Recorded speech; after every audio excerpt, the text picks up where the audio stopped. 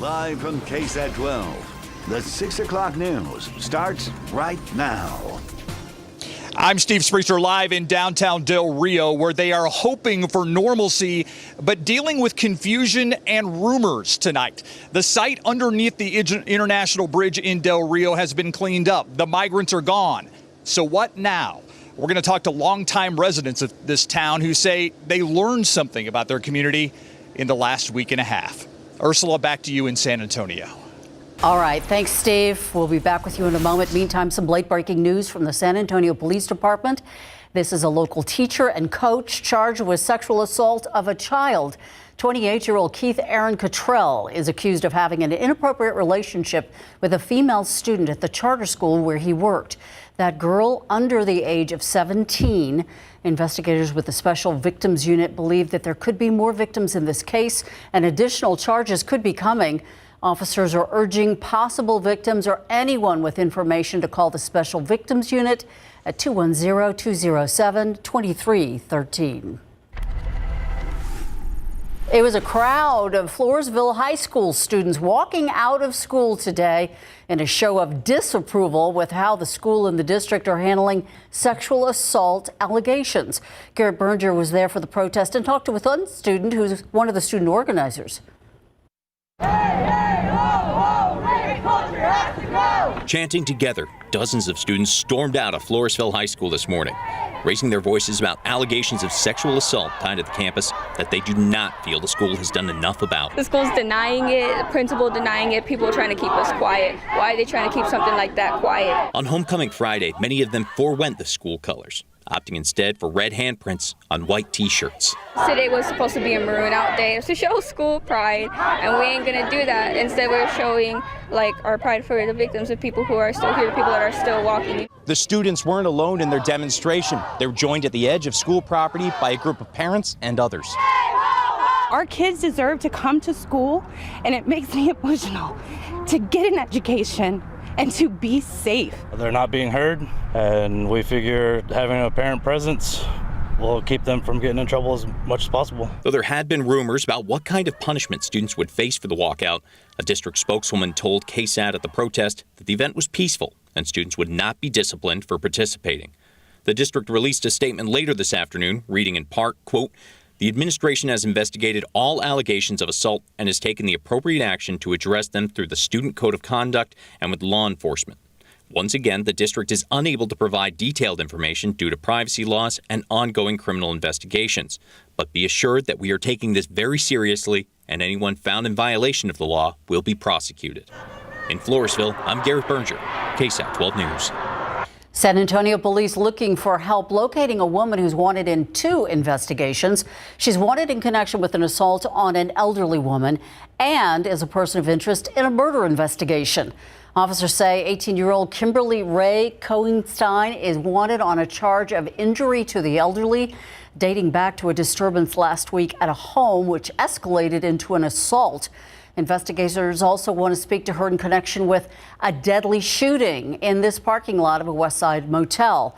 It happened early Saturday morning in the 6800 block of West Highway 90. They say 28-year-old Tiffany Molino was shot after breaking into an argument.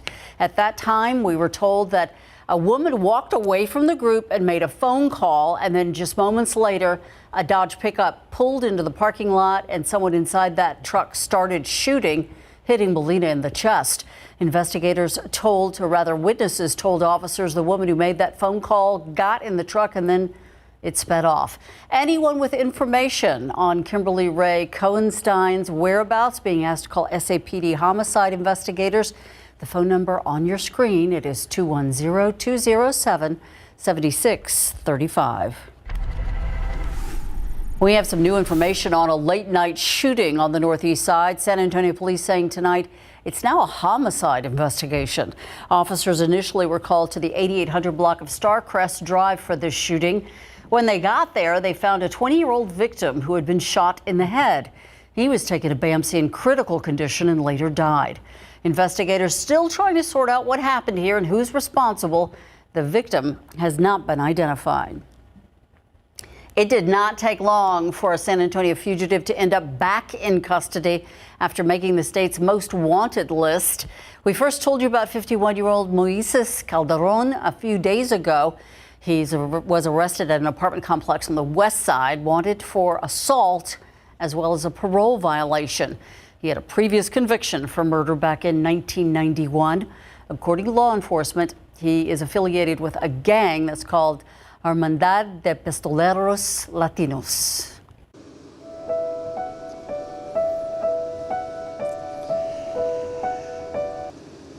After a chaotic, controversial week on the southwest Texas border, the remaining migrants of the upwards of 15,000 that were underneath the international bridge here are gone. There are still a lot of questions about where they were, but where they have gone, but they were cleared out today. You can see under the bridge that had once been an impromptu campground. It was cleared and cleaned up. Those migrants have been taken away for processing, but as we said, there are still a lot of questions about where they are. A group of Haitian Americans were in town today trying to reach out and help some of those Haitians who are under the bridge. They do not know where they are tonight. That is a bit of a mystery. But let's go back to the campground that we talked about. They were only a handful still remaining underneath the bridge this morning. Some reporting that number to be a little more than 200. They were loaded onto buses and taken away. And after the people were cleared out, tractors were brought in to clear out the trash, waste, and debris left behind. The cleanup not so easy in Washington, where the Biden administration is trying to deal with the fallout and the controversy surrounding this tumultuous week, particularly the outrage over the images of the Border Patrol agents on horseback using them to block and move migrants. Those agents on administrative duty under investigation. Today, President Biden saying those agents will be held responsible. There will be consequences. It's an embarrassment, but it's beyond an embarrassment. It's dangerous. It's wrong. It sends the wrong message around the world. It sends the wrong message at home. It's simply not who we are. As for where the migrants have gone, the DHS says some 8,000 have gone back to Mexico voluntarily. About 2,000 were expelled on 17 flights since Sunday. That leaves about 5,000 in DHS custody. But DHS is not being forthcoming in saying where those migrants are tonight. It's assumed they will be either expelled or allowed to make their claims to stay. There were immigration attorneys that were in town today to help them make those claims. But again, they don't know where they are tonight. Some of those migrants could be sent to the Laredo sector, where the Border Patrol announced the opening of this, quote, soft-sided facility. We're told it can house single adults, families, and unaccompanied children. And while officials didn't mention Haitian migrants, it did say it was for people arriving on the southwest border, which is where we are now. This facility can hold up to 500 people, is air-conditioned, and reportedly will have plenty of room for eating and sleeping. It is about 15 miles south of Laredo, along Highway 83.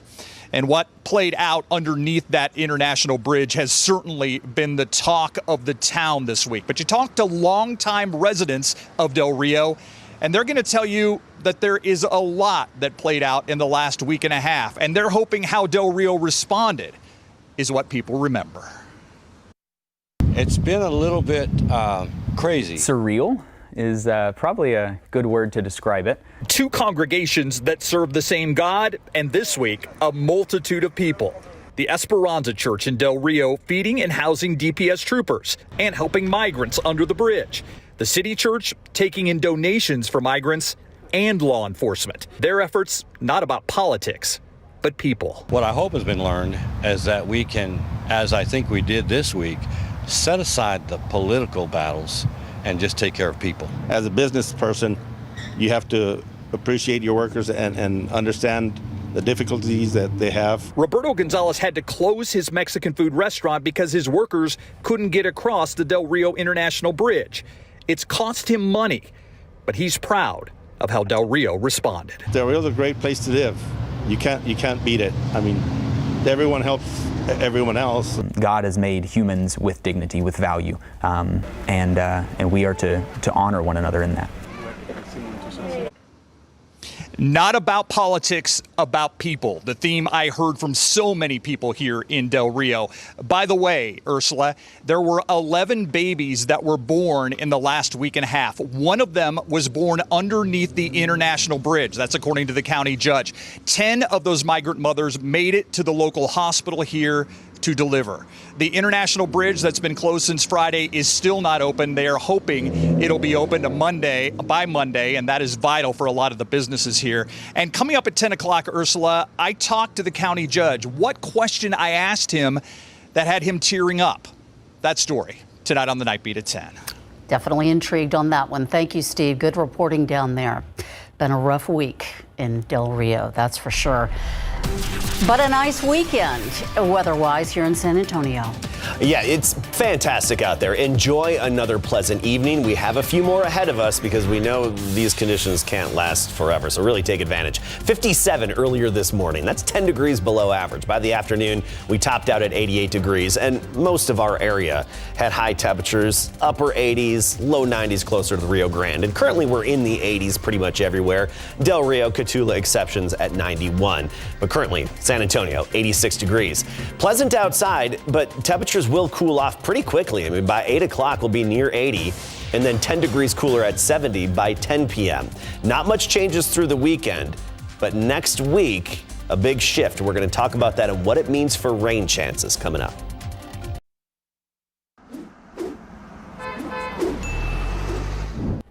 The lines were long. Many people headed back to the Wonderland of the Americas Mall for COVID-19 booster shots first thing in the morning. But navigating the Crossroads area can be tricky for those who do not have vehicles.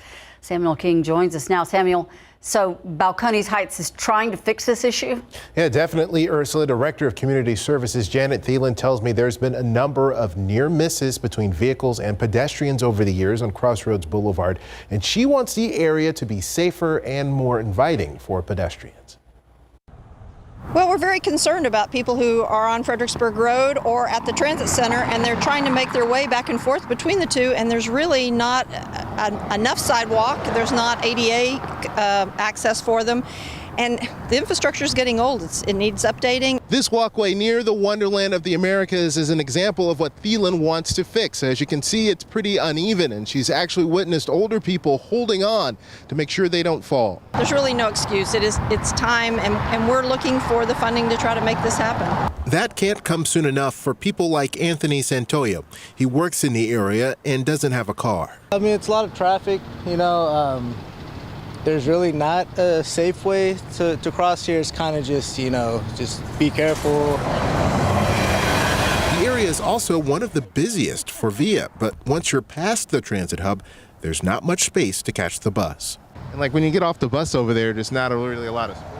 That too, the sidewalks are too short, some of them, and the people that are on scooters. Got a small area right here. I mean, there's a lot of traffic comes down through the street. And look how close this is. That's not, you could pull it back a little bit further. Thielen says TxDOT is already upgrading the sidewalks on Fredericksburg Road as part of an ongoing project. She says she's had discussions with VIA, Methodist Texan, and the shopping centers about the rest of the plans. So that it's not only a safety, but there's also a welcoming feeling and an aesthetic feeling, so that we're improving the community in a variety of ways. And that helps us economically as well. Thielen gave a presentation to the Alamo area MPO last week, so she's hoping for more help from that body as well. We'll keep an eye on how things evolve there. Traffic this evening has been very busy. Seems like everyone's hitting the roads this Friday, and it's causing some incidents. This is 90 eastbound at Nogalitos approaching 35. You can see at least 2 lanes blocked there, police there. We've seen a lot of activity here over the past 20-30 minutes or so. So again, 2 lanes blocked in that area following a crash there. A lot of investigation going on. Might be something more to that. So you're down to 9 miles per hour approaching 35 on Highway 90. Looking at the rest of the area, there's a lot of red and yellow and orange, a little more than we normally see this time of day, including just west of the Crossroads area. There's a crash there at Callahan on Loop 410 eastbound. can see the heavy traffic there as well. Also watching things on the northwest side, Loop 1604. Those delays were more than an hour earlier. Now we're down to 43 minutes, still a lot above normal. 23 minutes the other way. There was a crash earlier on Kyle Seal Parkway. So very busy evening on the roads. A lot going on with high school football and county fairs. So pack your patience if you're heading out this evening, guys. Excellent advice. If you are heading out, it's awful pretty. Tower of the America has proven that. We were trying to figure out, when was the last time we saw a cloud in the sky, Adam? It's been a little bit. We had some cirrus clouds, some high, thin ones, but that was a day or two ago, and I really don't anticipate much in terms of clouds this weekend. It's going to be more of a continuation, more of the same of what we've had, but changes are just around the corners, and I really want to hit on that. So a pleasant weekend, yes, a continuation, enjoy it, because the humidity is back by Monday, and with it will be some rain chances as we progress into the week. So let's talk about the shift in our weather pattern and what that means for the rain chances and really when we'll see those changes. First of all, temperatures 80s for the most part. It is pleasant outside. Enjoy another fantastic evening with temperatures gradually falling through the 70s and 60s. And by tomorrow morning, look at this. We're expecting right near 60 degrees. Of course, we'll have some upper 50s out there as well, especially in the hill country. Canyon Lake, Pleasanton, Hondo, right about 60 in the morning. Boerne about 57, Timberwood Park 59, Elmendorf at 60 to start the day tomorrow. Our mornings aren't going to change a whole lot through the weekend. Low 60s on Sunday, but next week you see a big jump in those morning temperatures back into the 70s, which is above average for this time of year. And that's going to be a result of the humidity returning. It's so nice out right now. Dew points 40s, so we are in the dry and very pleasant category. Even along the Gulf coastline, they're not feeling the mugginess, but as the wind shifts by Monday, first thing Monday morning, you step outside, it's going to be very different than the past few days at the bus stop. I mean, we're talking dew points back in the 60s early next week. So right away Monday, you'll notice that mugginess back in place. And that's going to actually help to generate some rain around here. We need moisture in the air to actually generate showers. And we'll have some of that low-level moisture, and we'll get some Pacific moisture coming in aloft as well. Currently, that Pacific moisture wrapped up in an upper-level disturbance in Southern California, parts of southern Arizona as well. That's going to stay parked to the west of us through this weekend. So that's out of our area, out of reach of any rain showers through the weekend, just sunny and comfortable. However, next week, that low starts to drift eastward. That upper disturbance should help stir up some showers and thunderstorms, especially toward the middle of next week. Monday, Tuesday, a few isolated, widely separated showers and storms. But by Wednesday of next week, we're seeing more encouraging solutions from the computer guidance to where we've got that 40% chance, which would mean scattered activity, but not just for one day. That could potentially last several days in a row where we could have some of those scattered showers and storms. Dry, of course, this weekend, nothing but sunshine, low humidity, gentle breeze out of the east-southeast. Highs right near 90 degrees. So again, a continuation of the past few days. Low 90s early next week. And of course, the rain chances are what really highlights the forecast for next week. We will be fine-tuning the forecast and even the timing of some of those rain chances, so stay tuned and we'll keep you updated. Looks good, refreshing. And tonight, though, a good night for a road trip. Let's head over to Larry. He's in Dripping Springs. Yeah, hey Ursula, I'm up here in Dripping Springs for the Tigers and McCollum Cowboys tonight, and McCollum was just on the field warming up. They are back in their locker room now as they get ready to take on the Tigers tonight in a district matchup for both. And in college football, Incarnate Word opens conference play tomorrow. Coming up.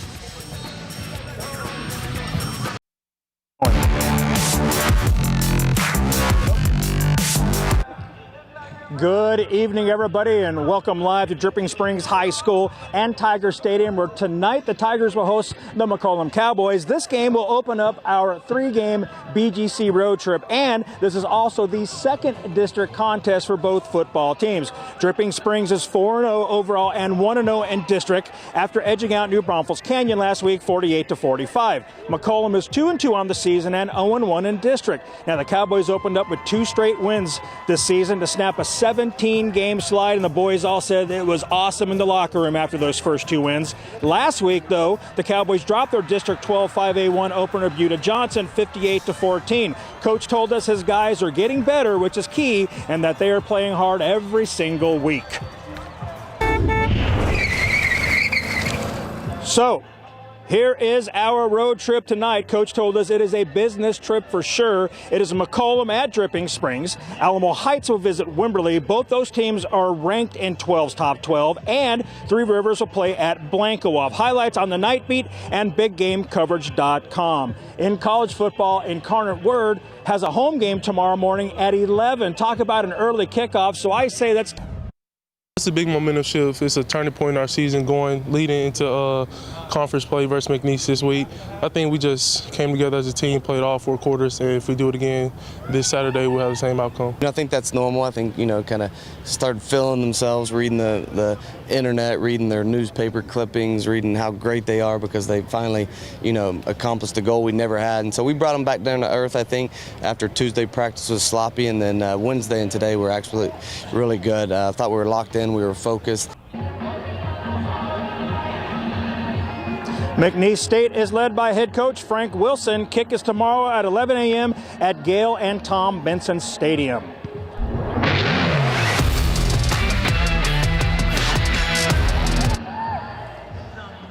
Spurs great Manu Ginobili is joining the team's front office as special advisor to basketball operations. How awesome is that? The Spurs made the announcement this morning. Manu will take on a player-centric role that's focused on the development of players on and off the court, and that part of the report is per Adrian Wojnarowski. Control room, just so you all know, and Mike, I don't have IFB. I lost connection, so I can't hear you guys. So I think we're still going to David Sears and RJ Marquez, right? They're out having some tailgate fun somewhere? Yes, Larry, that you can't hear us. We'll let you know we are at Hero Stadium, and this is what you call an old-fashioned barn burner coming up tonight. Yeah. We are in week 5 of the season, and we still have some undefeated teams, and 2 of them are going to go head-to-head tonight. It's Johnson and Brandeis, so that means one of them is not going to be undefeated anymore. You like how I did that math right there? That's pretty good, huh? It wasn't hard, right? Yeah. Both 0 losses. One will end up with 1 loss tonight. But, of course, 2 San Antonio powerhouses out here at Hero Stadium. And they're also doing something really cool. This is part of the Peanut Butter Bowl. 10 games throughout the area where they're donating jars of peanut butter to help food insecurities and basically fight hunger across the San Antonio area. And this was the original Peanut Butter Bowl, and it's expanded to 10 games. Pretty cool stuff. So, Mark, if you'll come over here real quick, we'll show the folks what we're talking about. So people will come up and just drop some peanut butter in this bin right here, and then they'll take it over to the food bank. You can see there's some peanut butter in there. Did you see that? There's some peanut butter. So it's the Peanut Butter Bowl. It has a lot to do with helping folks who need a little help. Not a lot to do with the football game because these 2 teams don't need a lot of help, man. They are primed and ready for big-time football tonight here at Hero Stadium. Real quick, wrap this thing up and tell us what else we're going to see tonight. Yeah, we got a lot of action taking place across the area. Again, you can go to the KSAT BGC app. We're going to be streaming all sorts of games going on there. Wanted to go over just a couple of those. We know Somerset's taking on Vaquero, Veterans Memorial taking on Harlandale, Navarro Giddings, Marshall O'Connor. We got you covered all the way around San Antonio in South Central Texas. All right, Ursula, back to you. We know you're headed off to a high school football game somewhere tonight because you know how excited you are about the weather and football. That's true. All right. Ursula, right? You're absolutely right. And we will be right back.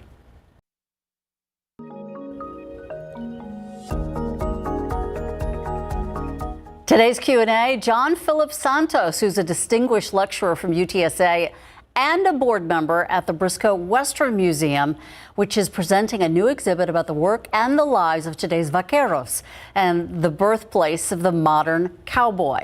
Yes, it's all about San Antonio and South Texas. I've always been fascinated with this subject and the history of Texas and Mexico and the birth of the cowboy way. Tell us more about who is a vaquero.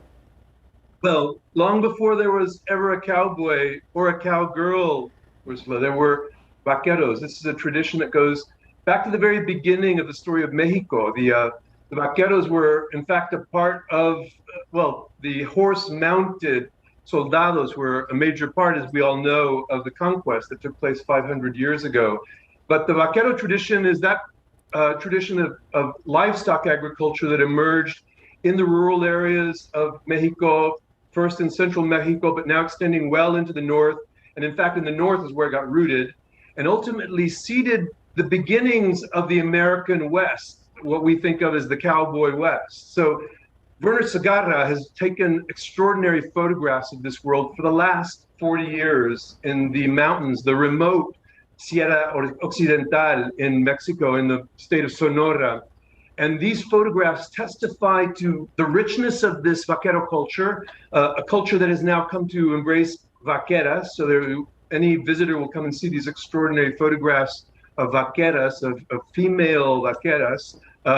And this is a tradition that is, in a sense, on the verge of twilight between industrialization of livestock agriculture and the threat of the narco cartel violence. These are vaqueros on the edge. So Werner has brought a testimonio to this world that I think many South Texans will identify with, from LaSalle County and farther south. Ursula is herself a horsewoman, and we will all see in this world something kindred to the world we know in our ranchos of South Texas. You're absolutely right. Most people don't realize that the saddle horn on a Western saddle, the lasso, these are all things that were invented by the Vaquero in Mexico, adopted by American cowboys, and we still use all of that today in rodeos and in ranch management. Like I said, I've always been so fascinated by it, but really, as you touched on, a lot of people around the country consider this an obsolete way of life and politically incorrect as well. It really is, like you said, twilight. Well, they are, as we might say, misinformed. Anybody who has come to know this world knows it's a world of great charisma and richness. The foods, the vistas, the landscapes, the sense of adventure and borderline danger on occasion that we encounter out on the saddle in remote areas. And you'll see in some of these photographs of Werner's some very treacherous paths that these horses and vaqueros take together. What's striking, Ursula, is that this is a very remote world from San Antonio, Sonora, but in fact, it's a world very similar to the world we find in Coahuila and Nuevo León, in parts of South Texas. Anyone who has had any taste of that will see a kindred world in these photographs. And the fact that it's at the Briscoe Museum is a reminder that the American West began in Mexico, that, as the museum tagline says, the West starts here. This is a breakthrough exhibition in terms of connecting the story of the American West to our other great American origin story in Mexico. And it's wonderful that this is being shown. I guess there's a sneak preview today, but it's being shown during Hispanic Heritage Month, which we are trying to highlight here at KSAT 12. And so if you can, give us a rundown of the things you can see throughout the week coming up.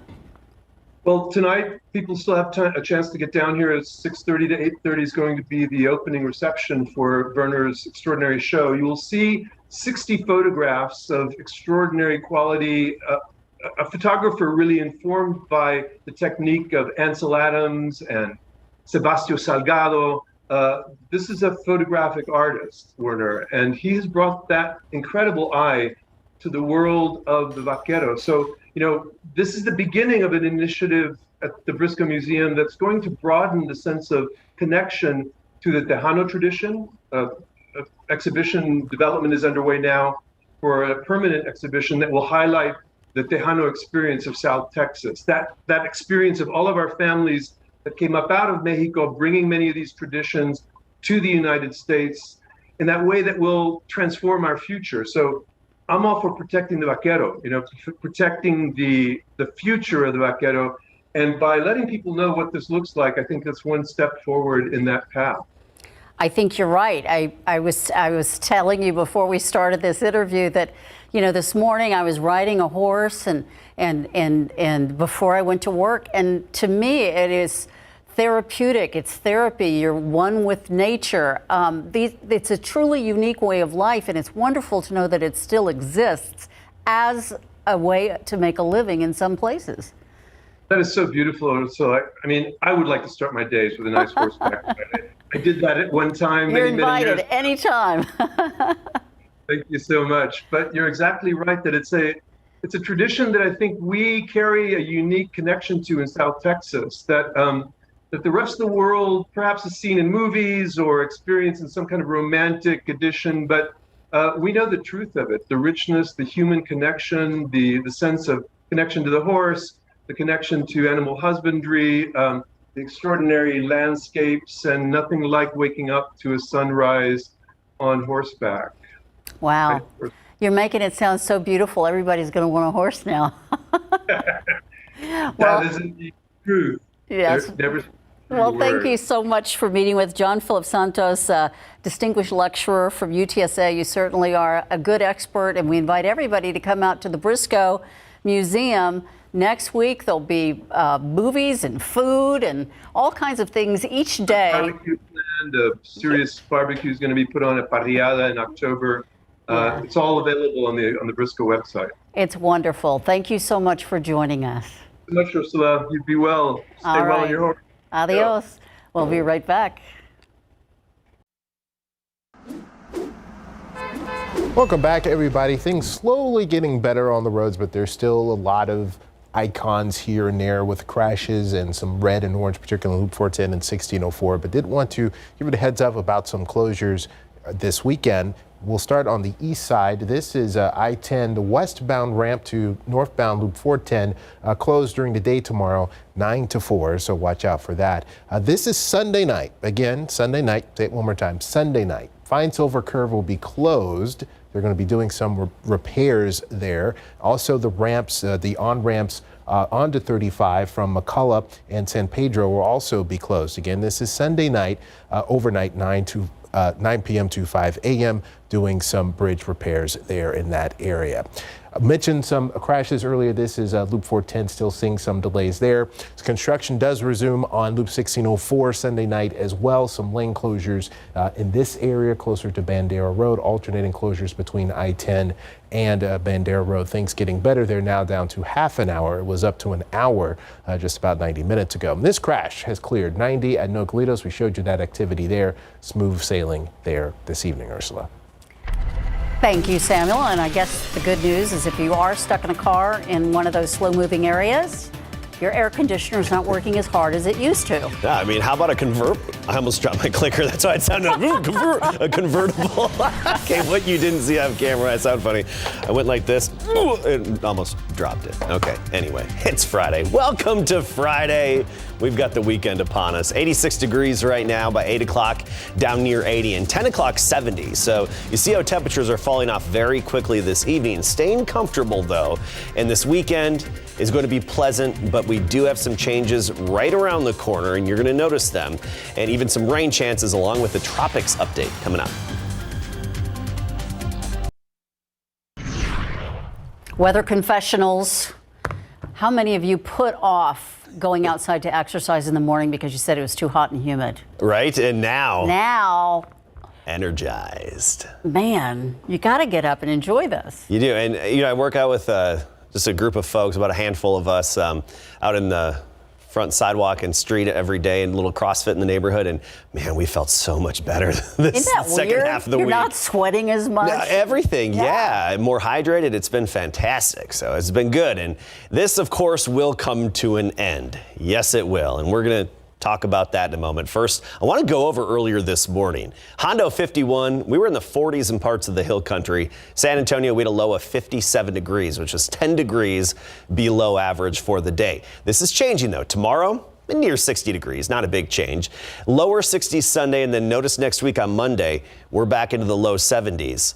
A direct result of humidity back in the air. When you have that mugginess and all that moisture in the air, we just don't cool off as much at night, and it stays sticky and humid outside. Okay, let's take a look outside right now. We're at 86 degrees. That temperature is going to quickly be falling off once the sun sets. And this evening, we'll see a pretty quick temperature drop, but it's going to remain comfortable. Dew point of 45, so a lack of mugginess in the air and just a gentle breeze periodically out of the southeast. It's pretty much going to be calm throughout the rest of the evening and tonight. Bernie Stage already measuring 79, Rio Medina at 83, 83 Canyon Lake, and Divine right now at 88 degrees. Still hanging on to 91 in Cotulla and Del Rio, but quite a contrast from the low 100s where we were just earlier this week, farther to the west and southwest of San Antonio. So tomorrow morning, Look at the map. Look at what we're expecting. 50s in the hill country, right near 60 degrees pretty much everywhere else. That puts us at about 60 in Helotes, 59 Lake Hills, Timberwood Park 59, and 57 tomorrow morning in Bernie. Then by the afternoon, we just repeat this. We do it all over again. Back into the upper 80s, flirting with that 90-degree mark underneath a lot of sunshine and a light east-southeasterly wind. Okay, let's talk rain chances and how things change as we get into next week. Notice what's happening off to our west. Even parts of New Mexico starting to get in on some showers, and that's good. They need it. They're in a drought, a good portion of the state. Even Arizona has seen some showers over the past couple of days and earlier today. This is all being stirred up by an upper-level disturbance that dropped in from the Pacific Northwest. And it's going to carry some moisture our way, along with the energy to turn that moisture into clouds and even a little bit of rain. We need some patience, though. It's going to stay to the west of us through the weekend. So sunny, comfortable, quiet weather pattern over all of Texas through the weekend. Next week, it starts to get on the move, that upper disturbance, and it should get close enough to throw some energy our way, especially by the middle of the week, to give us some encouraging rain chances. That's the way it stands right now. Of course, this could change its track and path a little bit in the days ahead. We'll keep you updated, but as of now, we're expecting a few isolated, so widely separated or stray showers and storms to pop up Monday and Tuesday. Then they could become a little more numerous by Wednesday, Thursday, and Friday of next week. So we're hopeful for the rain. We could obviously use it. We're starting to dry out a bit in parts of our area. Also, in the tropics, we've got Hurricane Sam. This is going to stay out in the Atlantic for now, but becoming a major hurricane just in the next couple of days. We'll keep an eye on it, but right now, no threat to the U.S. Clear and calm this evening. Perfect high school football weather.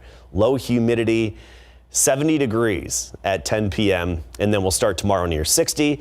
Upper 80s to near 90 degrees throughout the entire weekend with bright sunshine. The humidity's back on Monday. You're going to feel it first thing Monday morning. Not as refreshing to be exercising outdoors. It's back to reality. And the humidity is going to stick around all next week. But temperatures aren't going to rise much. Let me get this right. We had a Hurricane Larry. Now we have a Hurricane Sam. We had a tropical storm Pete and one Rose as well, or Peter and Rose. So like Pete Rose. I think there's a Cincinnati Reds fan at the Hurricane Center. Must be. Yeah, okay. In case you missed it, it's coming up next. Here's today's In Case You Missed It. And a good morning to you. It is Friday, September 24th. Police say a 19-year-old man was outside an apartment complex when he was shot in the head. Officers on scene tell us they don't have a suspect and they don't know what led up to the shooting. The victim was taken to BAMC in critical condition. The area around the International Bridge here in Del Rio being bulldozed earlier today. Since Sunday, more than a dozen repatriation flights, as they're called, have returned more than 1,900 migrants back to Haiti. Another 3,900 are being processed in the U.S. Bexar County deputies say they saw a vehicle driving recklessly there. They tried to stop the vehicle, but instead, a chase began. During that pursuit, the suspects hit two other vehicles before being forced to stop at an intersection.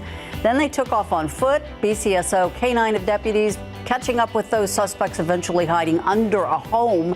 An 18-year-old man facing charges of evading arrest and possession of a stolen firearm. The 16-year-old teenager also facing evading arrest charges. An unusual chase this morning. Police say that they caught a man who tried to escape from them on a bicycle. They say they noticed some freshly painted graffiti on a wall at the Blanco North Shopping Center. And police say the suspect rode past them on a bike. It was carrying a crowbar with an axe attached to it. We want to remind you that the 8th annual Head for the Cure 5K run and walk to raise awareness for brain cancer is tomorrow. It starts at 8 a.m. and you can sign up on site. And if you want some more information on how to participate or just donate, head over to KSAT.com/community.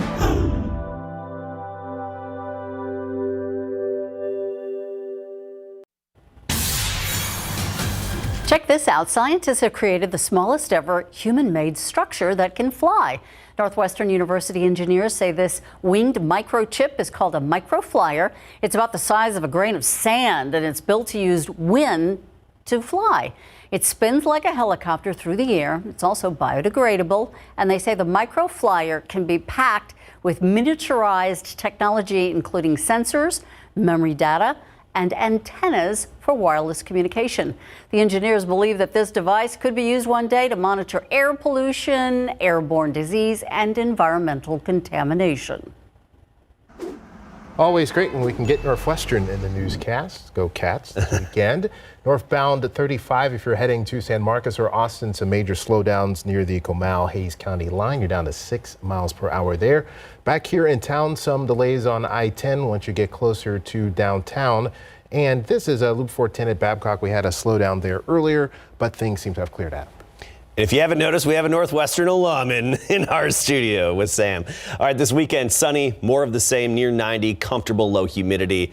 That all changes early next week, Monday morning. Ursula. So what you're saying is, enjoy the weekend, y'all. Yep. Have a good night, everyone.